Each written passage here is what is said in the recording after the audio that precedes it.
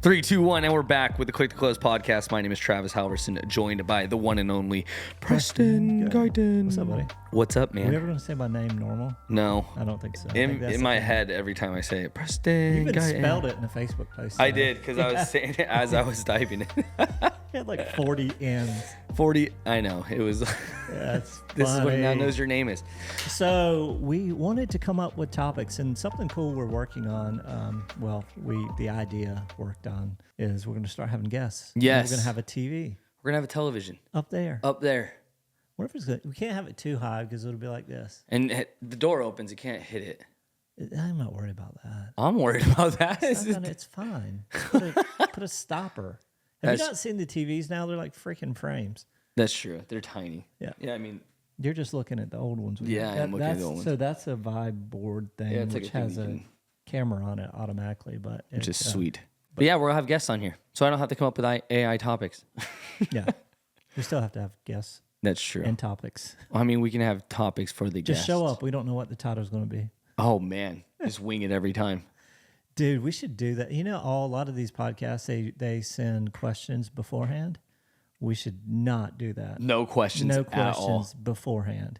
You better be ready to talk. I actually love that idea. I do love it too. I think it'd be great. We were on a call yesterday with somebody and CEO of a company, and he was talking about he was speaking at an event. He never speaks at events, and they tried to do the same thing. Like Housing Wire was like, send me questions. I'm like, Jennifer, I don't care. Like Yeah, I do this every day. like, It's just- like I'm going to talk about the stuff I'm doing. It's like you're not going right? to stump me. Yeah, you're not going to stump me about what I'm passionate about. So, it's crazy. So anyway, that's what we'll do. We'll I love that. We'll just invite guests on, and they're just like, "This is the date and time." Like, click to close. do you need hot anything? Seat.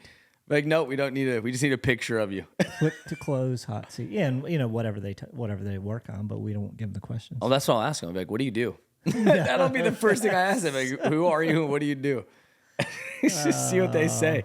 Let them come up with their own title. That's how you guys always say it with me. Like, Travis, what do you do? I'm like, I don't know. I'm Travis. Yep. So, That's me. So somebody, Click to Close podcast, one person that actually does take ADD medicine. That's me. And the other one that probably needs it. I keep asking him. I said, Preston, you want an Adderall? He goes, no, I don't. Probably could use it. Yeah. Could you imagine what we could get done? Oh, man. Have you never tried it, huh? Nah. I'm telling you. I probably. I'm telling you. Do you know what we could? You guys think we're taking over the world now? Just wait and press it on Adderall. Yeah.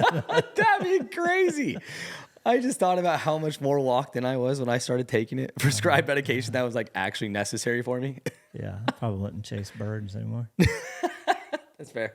Fair. All right. But anyway, what we're talking about today is what we've learned so far. Because now we've been, launched for 6 months? Technically, we've had users in there for 6 months. End of June, the first 2 months, we really didn't have a whole lot. We kind of limited it to, but really, I would say the real works It was happened. March. Yeah, right? March, April. March 1 was when... Which is crazy. Like, think about all the bugs we... I know. What have I learned so far? If I knew what I knew today, 2 years ago, I would have never done this. I'm so glad you did it, though. Yeah, I'm beyond glad you did it. I would have... I wouldn't say I would have never done it. It's literally been my dream since I got into real estate. And I think I talked about this last week. Like, it's definitely the hardest thing I've ever done. Hardest thing I've ever done. Hardest thing I've ever sold. Hardest everything I've kept alive.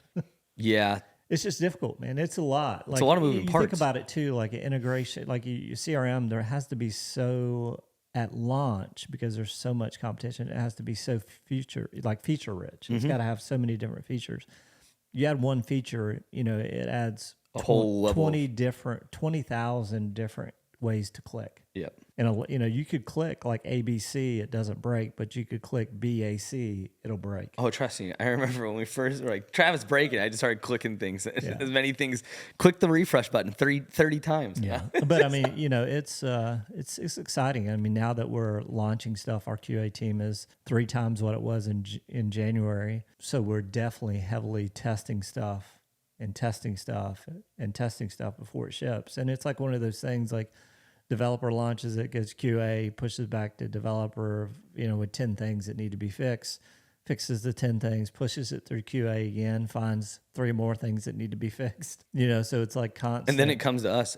Yeah, then we push it back to QA. Yeah, then it's finally launched, which not finally, it happens quick. But it definitely, QA definitely is interesting because 5 years ago you could have 10 developers and maybe need one QA person or two QA people. And it's total opposite now. Like you need, especially a developer is a good developer plus understands AI. You pretty much need 1-to-1 or, maybe two developers, one QA, but but yeah. I mean, with how many people that we have in there and like agents using it, people, not just agents, but like users in general, like learning wise, what do you think is the biggest curve from us? Like what we've learned, like with the team that we have, like our CSMs and everybody. Like internally? Yeah, internally.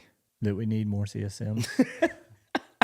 We need more CSMs. No, I mean, I get the question a lot on demos, no, though. for sure. Like the one big thing too is it is a ton of features, and you build everything people ask for. But I would say 90% of people they don't want to do the build out.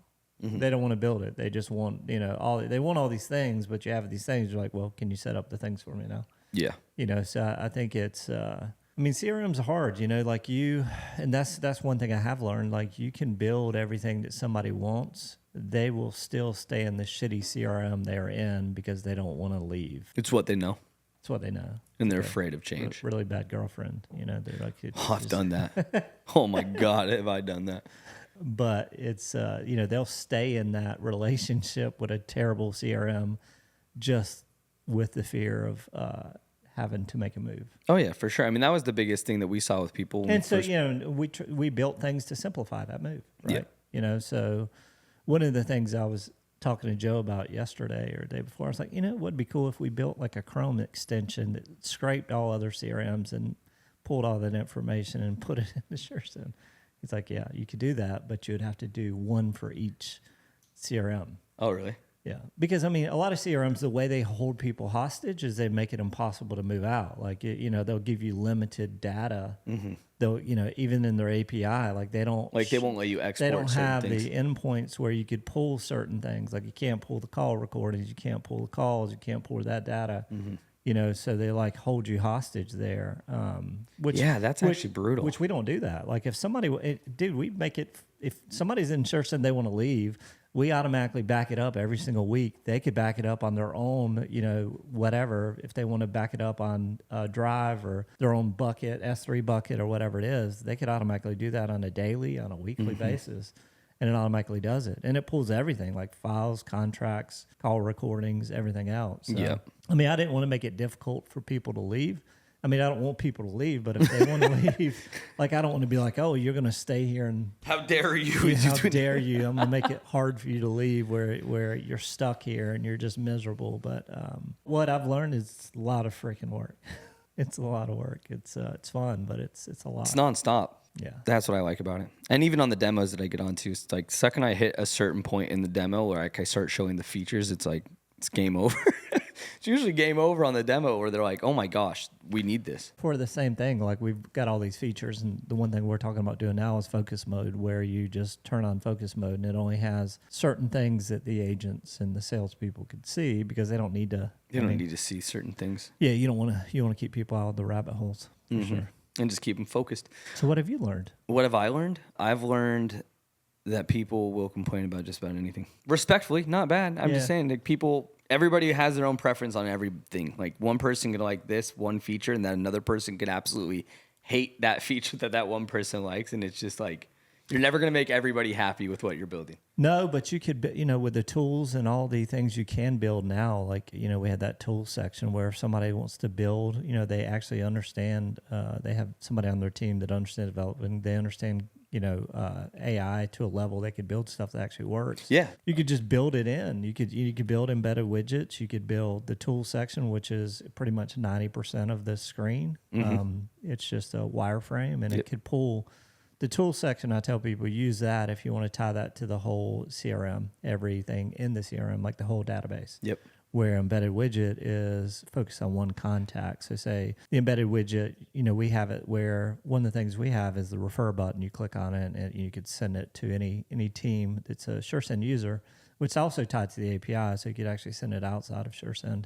But that's tied to that individual contact record. So like if you are thinking of, I want to update a saved search, that's where you want it in the embedded widget because it ties to that contact. Now, if I was doing a save search to deploy to a bunch of contacts, I'd want that to be a tool, and then I would just click the contacts and assign it to everybody. But I guess, yeah, you're right. I mean, it's showing people that, and like the MCP server showing them like, hey, this feature, like, yes, it might not be able to do it right now natively, but like using this connection with Claude, like. Well, yeah, and the tools too. Like I tell people, like the accounting side of it, if you want to tie accounting software into it or what you're doing for billing, the tools is where you would build that out. It could just be a tool called, billing or whatever it is, and then we're integrating with Stripe now, so you'll be able to tie that into billing here soon and invoicing and all those things. But that would be an idea for a tool. Sweet. Yeah. Cool. Well, thank you. I just wanted to get an update of how it's been. That's all you learned? That's all I learned. That's all I've learned. I've learned that. Just learn people. That's all it is. Thank you. Anybody that wants to sign up, we're in a 14-day free trial. Until forever. So, SureSend.ai. See ya. Boom.